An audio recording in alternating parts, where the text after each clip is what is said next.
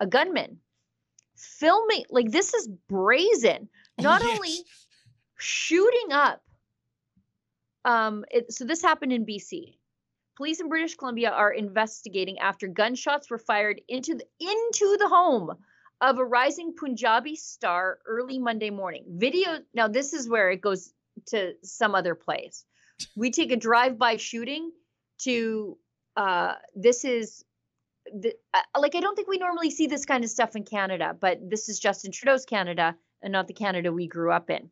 Videos of the attack, including one apparently taken by the shooter, Hamas style, I suppose, have been shared widely online, showing at least 14 gunshots fired into the Victoria area home of the Indo-Canadian musician A.P. Dillon.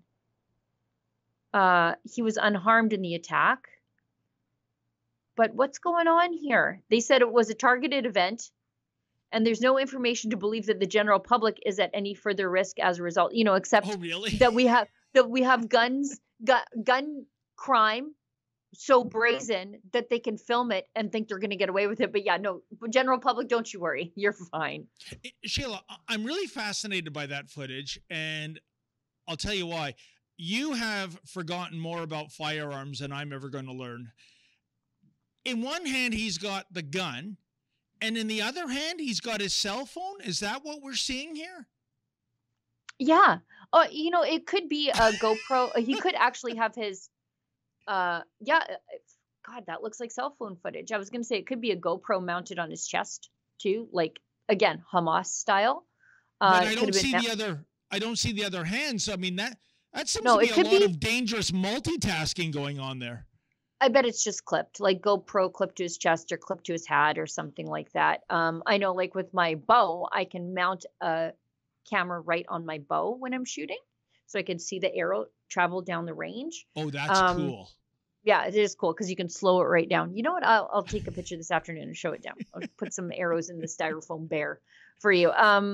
But so not only was his house shot up, the images of this are quite crazy. They burned his cars in the driveway. His house could have burned down when you see like how close these vehicles are to the house, like the charred remains on the driveway are like right up next to the house. Yeah, you can see that the cars are burning down. Like they lit the cars, the pickup truck. For a rising Punjabi musician, his house is very single family suburban looking, if you know what I mean. But I guess that's the cost of living in Vancouver. You can be a rising Punjabi musician, a musical star, and you can barely afford a single family home in the lower mainland, I guess. Well, prices are high there, Sheila. But, you know, what is the backstory to this? It's reminiscent of the Drake-Lamar feud. And, of course, I don't know anything about that. Where Drake's mansion is, there was a security guard that was shot a few months ago here in Toronto. But is there some kind of Punjabi music feud going on that we're unaware of? No, I have no idea. All I know is, well, I just know Travis Tritt doesn't like Billy Ray Cyrus. I don't know anything.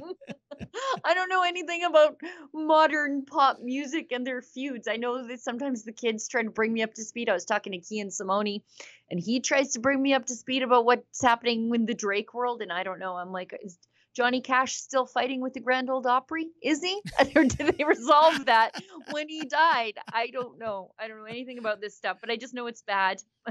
And when the police say, oh, general public, you have nothing to be worried about, brazen gang violence like that, we should all be pretty worried about it. But it's only getting worse under Justin Trudeau because gang-related crimes, he reduced the mandatory minimum sentences or removed the mandatory minimum sentences altogether because systematic racism or systemic racism. And by the way, Sheila, on your point of it being brazen, does it get any more brazen than you doing a record of this, filming this with your own cell phone? Because if that ever gets into police custody, you're completely incriminated, right? I mean, I know it doesn't show its face, but it is your phone. And from the angle and from the time it was shot, they can probably trace it back to you being there. So I hope, well, I shouldn't say I hope. I just wonder if he's smart enough to get rid of that phone, you know, Hillary Clinton style, if you know what I mean. Mm-hmm. I don't think so. when you film yourself and post it online, you're pretty stupid. You know, the metadata will be in there. He's just dumb. But if he were smart, he wouldn't do crime. He would have a job.